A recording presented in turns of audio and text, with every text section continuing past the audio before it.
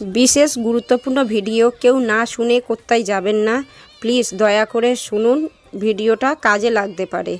তা এক দাদাভাই আমাকে জিজ্ঞাসা করেছে ওনার নাকি চ্যানেলে স্ট্রাইক দিয়েছে, তা উনি কি ভিডিও বানাতে পারবেন আর চ্যানেলটা অফ করে দেবে। তা আমি দাদাভাইকে বলছি, দাদাভাই চ্যানেল অফ করার দরকার নেই, যেমন ভিডিও বানাচ্ছেন এইভাবে ভিডিও বানিয়ে যান, দেখবেন স্ট্রাইক এমনিতেই তুলে নেবে ইউটিউব থেকে।